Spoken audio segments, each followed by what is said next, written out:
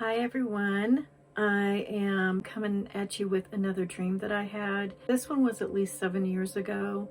When I had this dream and I woke up from it, I instantly knew that it was a tribulation dream. So I am just going to go ahead and jump right into this dream because it is kind of long. It's very, very detailed. So the way it started was I found myself in an airplane full of people. I was actually standing. I was merely a spectator in this dream, and I pretty much had like a 360 view, a full range view of everything that was going on in the dream. So the way it started out was everything, seemed normal at first. Everyone was in their seats. They were reading or watching a movie with their headphones in or napping or whatever the case may be. But this was a very normal, seemed what started out a very normal flight. And off to my right, I saw several flight attendants, and it was way more than would normally be on any given flight. I noticed that there were a few women and a few men who were flight attendants. When they weren't serving people with the occasional blanket or a pillow or just making sure people were comfortable, I noticed that they were standing like shoulder to shoulder, and they would just watch everyone and just stand there. And so I just kind of thought to myself, oh wow, they're super attentive. But then I remember this passenger, he had to go use the restroom.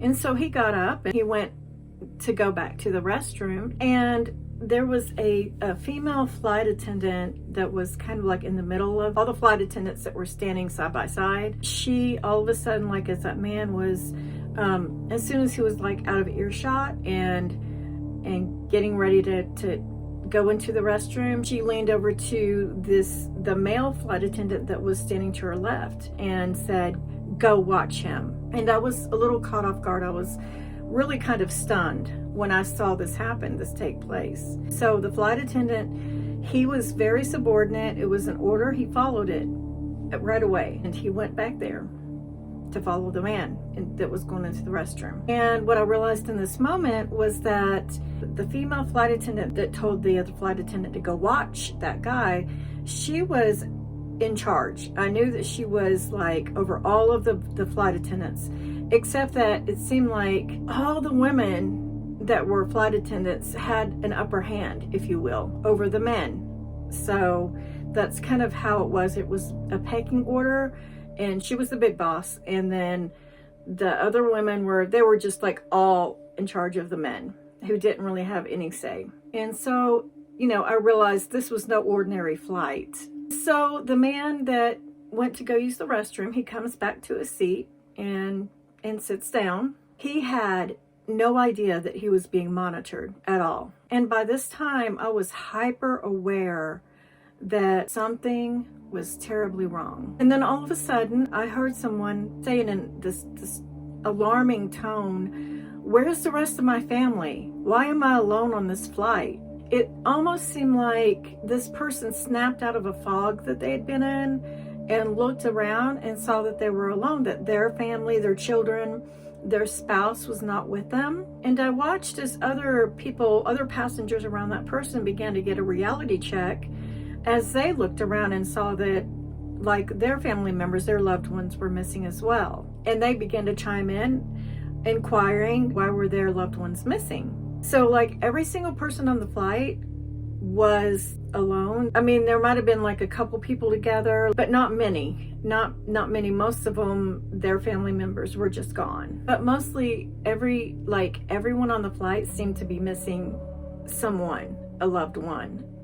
And they were really concerned. And as more and more people were becoming aware of this, they began demanding for the flight attendants to give them some kind of explanation as to where their families were, where their loved ones were. But before panic could, like 100% panic could ensue, could break out, the head flight attendant, the boss, she began saying, "Everything is fine. Your family members, they're just on a different flight. They're perfectly safe. Everything is perfectly fine." And she seemed to take on this real charismatic charm about her that she was able to put everyone at ease. And a couple of the other flight attendants actually began going around to the passengers and serving them and giving them like whatever they wanted, trying to console them and coddle them. And as they were doing this, they were saying, we're sorry for the inconvenience that your family members aren't, didn't make it on the same flight as you, but there just wasn't like a whole lot of room on this flight, and everything's okay. And you're going to see your family members as soon as we land. So I got this like quick vision within the dream. There were like tons and tons of other planes headed in the same direction that this plane was headed somewhere. And they kept reassuring them that, everything was okay. They're going to reunite with their families when they land. Everyone seemed to be happy with that and okay at that point. I, on the other hand, realized that this was a bold-faced lie coming from them, from the flight attendants. I instantly had this revelation that none of their family members or whoever it was that they were missing, were on any of those flights. They were gone. And many people on those other planes were in the same situation. And they were also being lied to about their family members, wondering where they were, wondering why, they were missing. So the scene changes at this point. All the planes were landing. It was a mall parking lot, and all of them landed in that parking lot. So, everyone began to get excited that they were, getting ready to see their family members and reunite with them. So the flight attendants told everyone that they would need to exit directly off the plane and go into the mall. And once they got inside the mall, they would be, reunited with their family members. And there was a special shopping spree that had been arranged for everyone.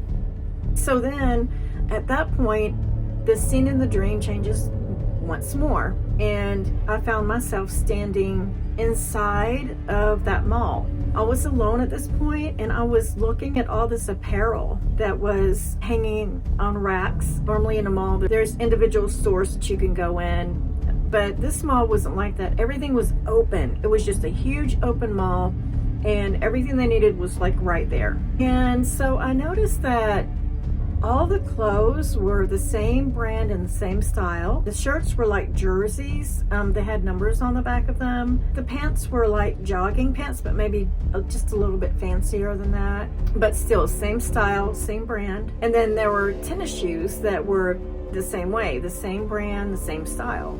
All of them. Everything was like, nothing was individualized. Everything was uniform and the same. The only thing that was different about them was the colors. The colors were bright and beautiful and glittery, and they were just shiny, and they were all different colors, and they were beautiful colors. It's just that I kept thinking, this is very odd, because everything seemed generic. It seemed like they were knockoffs. Like you get a really nice brand of something, but yet it's a knockoff of what that brand is. It's not the real thing. So that's the way these clothes were, and these shoes. And then I saw the doors fly open, and people just came like rushing in. These were all the people from the flights, and they came rushing in like it was Black Friday or something. It was complete like excitement and about this shopping spree, because what it was is they were told that the shopping spree, like everything was going to be free. They were going to be able to pick up what they wanted, and they're all excited about that. And at this point, it's like everyone seemed to forget about their family members in this moment of them like being able to go shop for free. They were all excited about it, and everyone was free to choose whatever color they wanted. I mean, it really didn't matter, like, because it was all the same. So they were able to choose their color. And so that's what they were doing, is picking out their color, shirt, and the pants, and their shoes. And I noticed that, like, even though the mall was open, there's still like this certain area that people were going. After they were dressed, they were going somewhere and then reappearing. And when they reappeared, they had their hair colored.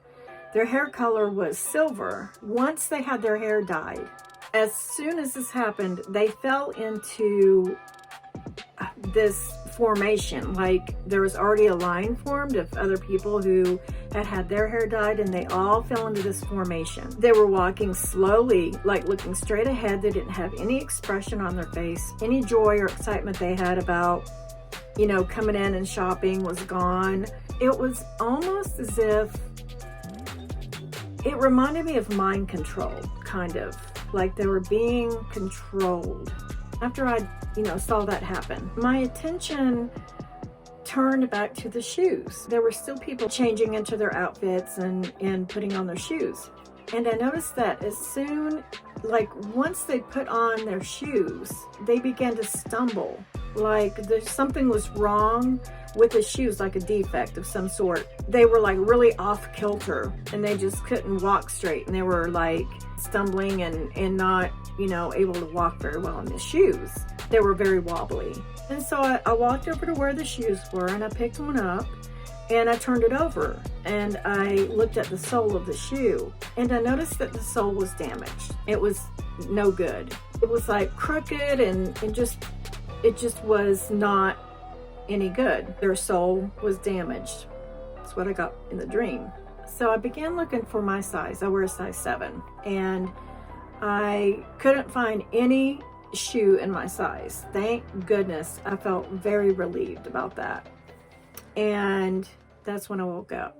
So that was my dream. What I got from that was that these people that were, these passengers that were on the plane, they had not gone up in the rapture. After Jesus came back, these people were, you know, the ones that were left behind.